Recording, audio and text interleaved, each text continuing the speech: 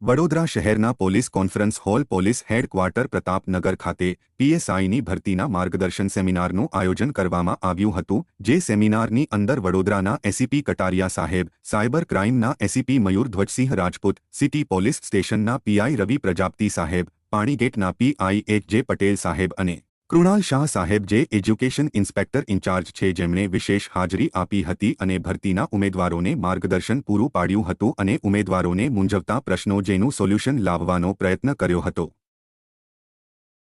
10 હોય બસ આ કોન્સેપ્ટ પર ખાલી ચાલવાનું છે તમારે।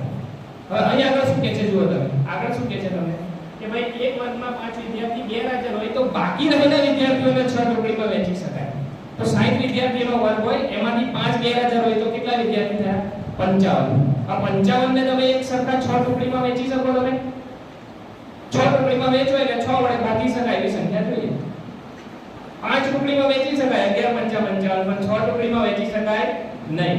એટલે આપણે પાછું 5 અને 6 ને 5 અને 6 ને ભાઈ આ તો 11 55 વેચાઈ ગયા એટલે ઉતાવળમાં આપણે પાછું એ કરી દઈએ એટલે પ્રશ્નમાં લોચો થાય, બરાબર? થોડું એક્યુરેસીની કસોટી છે, તમને વધારે મેથ્સ આવડે એની કરતા તમારી વધારે એક્યુરેસી કેટલી છે એ તમારી ચકાસવામાં આવે છે એની અંદર। હવે જો પહેલો ઓપ્શન જુઓ, શું છે પહેલો ઓપ્શન? પહેલો ઓપ્શન 60 છે, 60 માંથી તમે 5 બાદ કરી નાખો એટલે હાજર કેટલા છે? 55। 55 ને 6 ટુકડીમાં સરખા વહેંચી શકાય? સમજાવવા કે ના વહેંચી શકાય, પણ આપણે કીધું એને તમને બીજું શું લખ્યું છે? બાકી રહેલા વિદ્યાર્થીઓ 7 ડે ન્યૂઝ દ્વારા વડોદરા શહેર પોલીસના હેડક્વાર્ટરમાં હોલની અંદર આજે જે રિટર્ન એક્ઝામ જે છે, જે શારીરિક પરીક્ષા પછી જે રિટર્ન એક્ઝામ આવે છે, રિટર્ન એક્ઝામ માટે જે કેન્ડિડેટ એક્ઝામ આપનાર છે એમના માટે માર્ગદર્શન સેમિનારનું આયોજન કરવામાં આવેલું હતું, જેમાં અમે પોતાના જે પરીક્ષાના અનુભવો છે શેર કર્યા છે અને એમના જે ડાઉટ છે એને પણ સોલ્વ કરવાનો પ્રયત્ન કર્યો છે।